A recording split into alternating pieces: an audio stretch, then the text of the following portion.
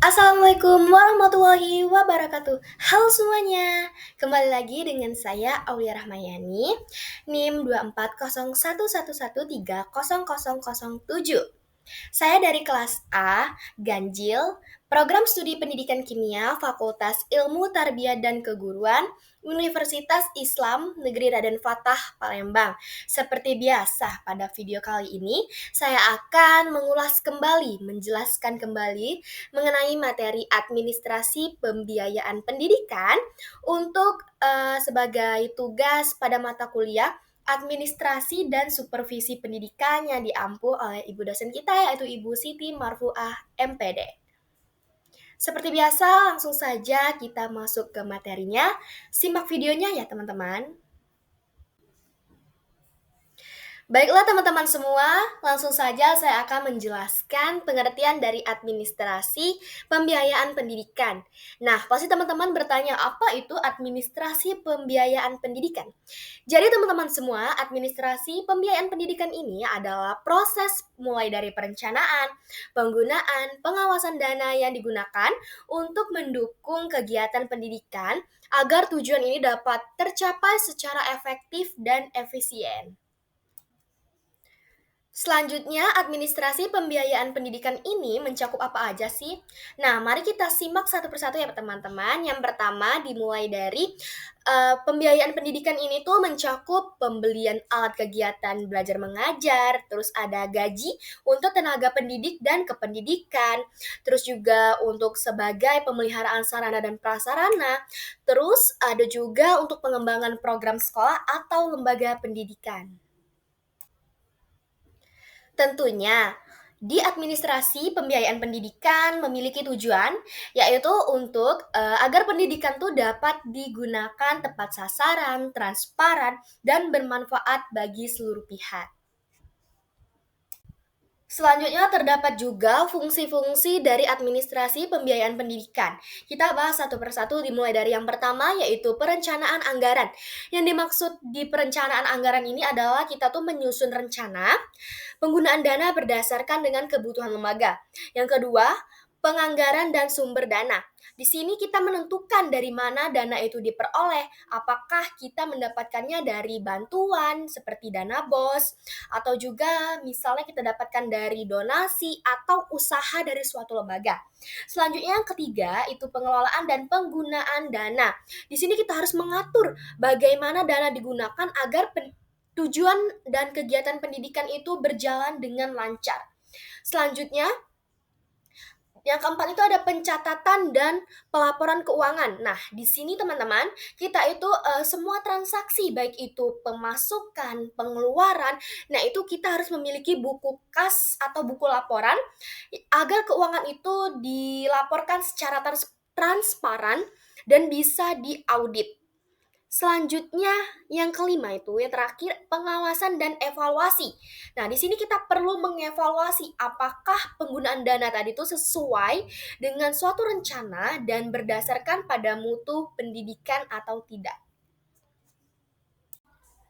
Nah, dari pemaparan materi tadi itu tentunya terdapat contoh di lingkungan pendidikan formal, misalnya pada lembaga sekolah. Yang pertama, di fungsi tadi itu kan ada perencanaan anggaran, di mana di sini sekolah itu menyusun rencana penggunaan dana berdasarkan kebutuhan operasional dan pengembangan. Contoh, kita tuh dari pihak sekolah itu menentukan anggaran untuk ujian, pelatihan guru, perawatan fasilitas, dan pengadaan alat belajar. Di fungsi yang kedua bisa kita terapkan yaitu penganggaran dan sumber dana. Di lembaga pendidikan formal di sini tuh menetapkan sumber dana seperti misalnya dana BOS, bantuan pemerintah atau dari komite sekolah ataupun bisa kita dapatkan dari donasi. Di sini contohnya tuh sekolah negeri memaksimalkan dana BOS untuk operasional dan kegiatan pembelajaran. Selanjutnya ada yang ketiga yaitu pengelolaan penggunaan dana. Untuk mengatur penggunaan dana agar kegiatan pendidikan ini belajar dengan lancar dan tepat sasaran.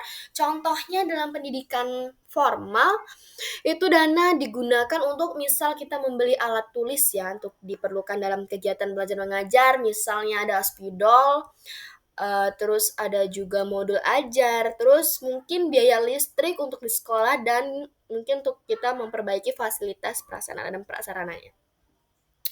Kemudian yang keempat itu ada pencatatan dan pelaporan keuangan. Di sini semua transaksi itu dicatat dalam buku kas dan dilaporkan secara transparan.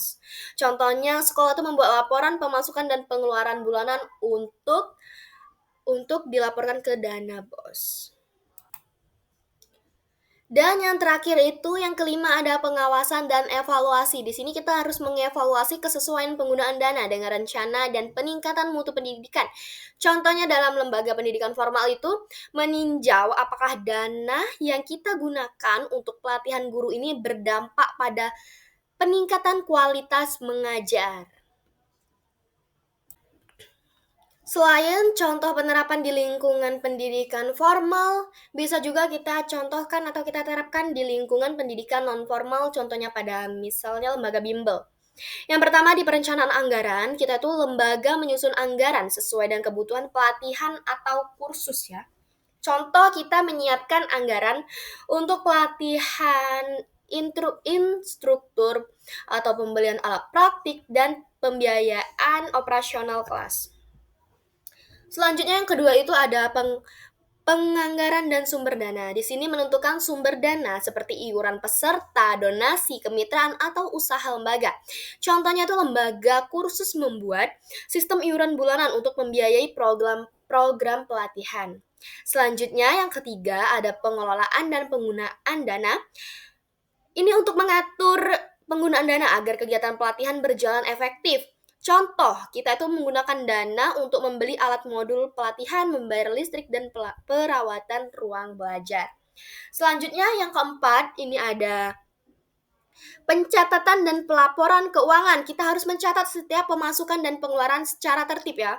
Terus contohnya itu bisa kita contohkan kursus komputer membuat laporan keuangan bulanan untuk transparansi dengan pemilik lembaga. Selanjutnya yang terakhir pengawasan dan evaluasi. Di sini menilai apakah dana digunakan sesuai dengan program dan meningkatkan hasil belajar peserta. Contoh kita mengevaluasi apakah dana untuk upgrade peralatan ini benar-benar meningkatkan kualitas pelatihan.